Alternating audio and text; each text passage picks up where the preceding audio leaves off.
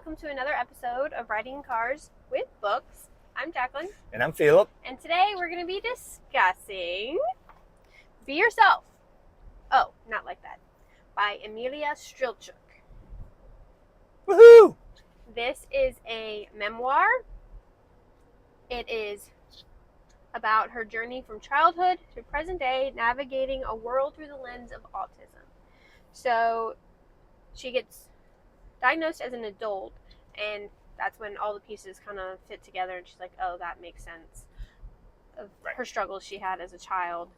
But she was really good at masking being normal, and she did that in order to try to fit in, make friends, and that's really, really hard and taxing and stressful. But it was very taxing, yes. Yes.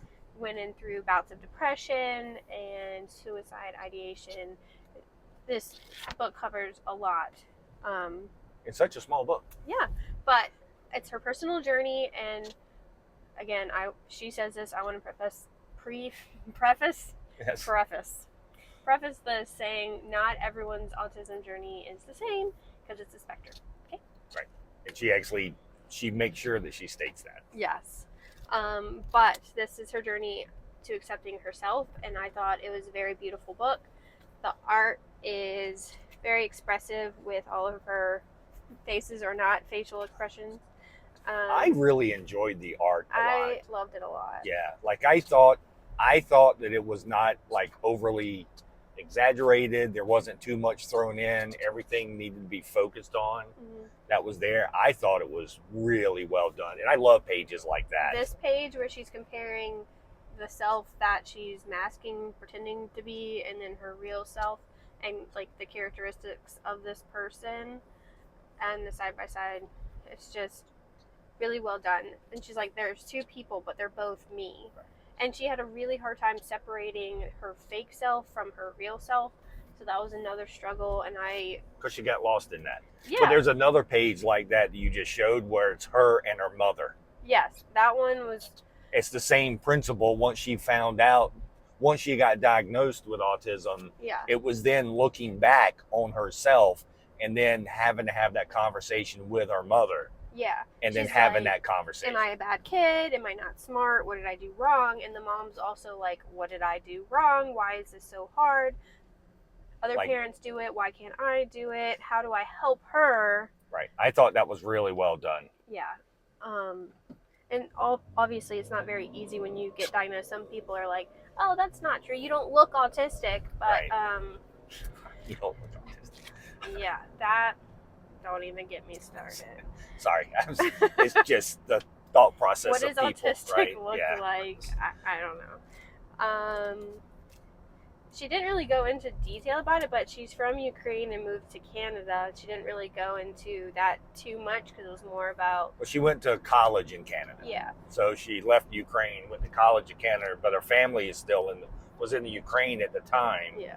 Because that's when she started having trouble during, I call the apocalypse, but it was the isolation during the apocalypse. Right. She goes into that, but finding during COVID. Yeah. Finding a partner that understands and is willing to like help and not just say you're pretending, like this isn't real. So they go into that some. Everything is just brushed on, and it's really, really well done, I think. I did like a lot of the stuff that I enjoyed her touching on was the fact that she started changing herself to meet what everyone else thought she should be. Yeah. And it was very taxing on her. But I also like the fact that when she was in college, she found someone who understood her, and she had a hard time with that at first. Yeah. Like she didn't really. She made? Yeah, she didn't really say she had a hard time with that at first, but you could tell the way she was writing it that somebody was there understanding who would like her for who she is, not who she was pretending to be. This other person was being autistic out loud, and she's like, wait, I can do that? Right. Like, because she got told not to do that her whole life as a child. Exactly. Be yourself. Oh, not like that. Like that's a perfect title, because once you're actually yourself, they say you're too much, you're too loud. Why don't you understand? I'm telling you exactly what I mean, but you're not. You're not. Yep. I like the fact that she also went into the part where she's very smart, mm-hmm. but she had issues with social cues, and so it hurt her grade. Right, it hurt her grades, and so then people think, well, you're just lazy. Yeah. Right, because we know you're smart. Now you're just lazy because you're not doing anything. But socially, it's hard. Yeah. If like people don't say exactly what they mean, you don't understand what they're trying to tell you. And they say it's just common sense, but it's not necessarily for everyone. Right. Common sense really isn't that common anyway. But just right.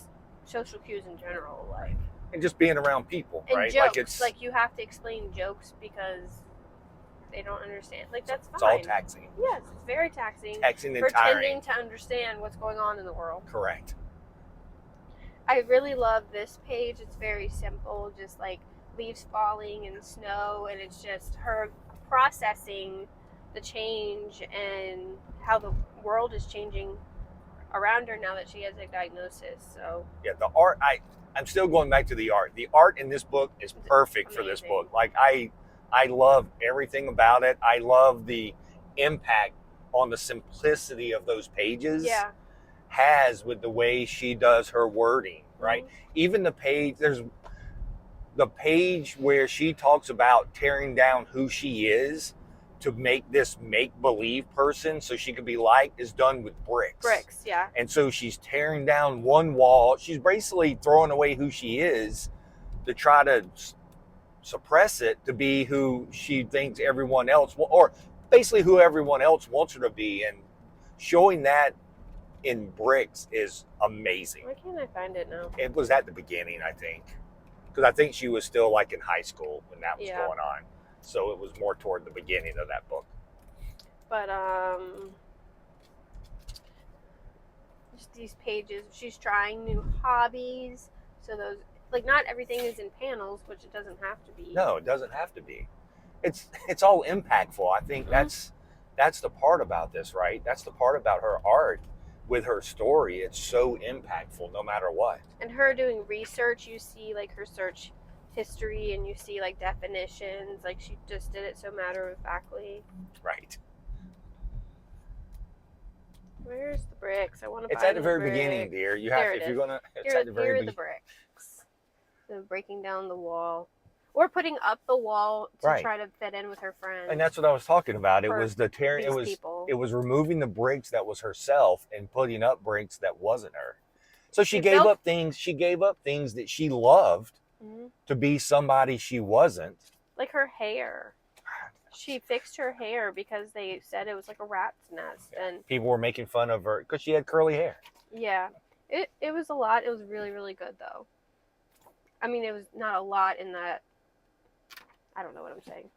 Well, then rephrase that because it didn't sound very good. She's not a lot. There was a lot of little things in this book, but they were really well done, and there's just a lot of thoughts, a lot of things to say about this book, but I could just say it's really, really well done, and I really connected to her journey.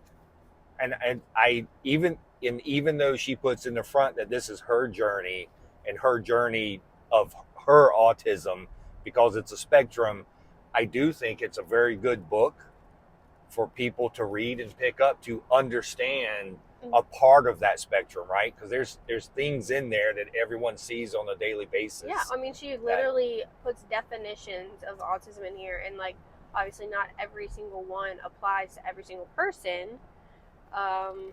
Like not all people with autism are good at math. Like, and then she had the sensory issue also, which I understand completely. What was your favorite part? The art. The story with the art is perfect on this. I liked everything about this book. I like the way. No notes. Oh yeah, I like the way she laid everything out. I like the way she explained everything and explained her journey. I like the way she talked about how it was hard on her because no one took the time to understand her. And I think it was at the end where she was talking about where it was great being praised because she was very smart. She started reading at a young age, and teachers and parents were like, oh, she's so smart. But then when she started having trouble with social stuff, people just immediately labeled as lazy and didn't take the time to understand what was going on, right? They just, once again, they just threw a label on her. Mm-hmm. And so they just moved on because they in their head, they had this perceived thing that, oh, well, she's so smart that just not being able to do this just means that she's smart, but she's really lazy. But that wasn't the issue. How are you not getting this? It's common sense. And then, like, her facial expressions. Why don't you have any facial expressions? It's weird. Yeah, I love the way that she put this entire book together. Mm-hmm. I mean, it's pretty amazing. It's awesome. I want to thank Comics vs. the World for the recommendation. Because of that, we purchased this directly from Emilia's website, and it came all the way from Canada. Yeah, and so you should also go pick this up from her website. You can support her through her website. They have some other books on there as well, right. I think, but they're like short form comics maybe. This is their first full graphic novel, I believe. The foreword in this is very important to understand her journey. There are letters that she wrote to her younger self in the back, mm-hmm. and there's letters that she wrote basically to her parents, to her younger self in the back. Yeah. And friends, that I thought was very well done and very needed for this book too, because it was a part of her journey and a part of how she was coping and dealing with everything. Yeah, dear little me, dear parent, and dear friend.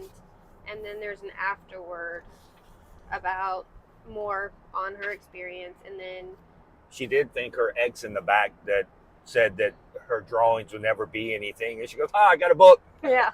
I love stuff like that. And then she goes in a little bit of like her process of making the book. Yeah, that was good. Always love extras like that. And then there's a picture of her. Yep.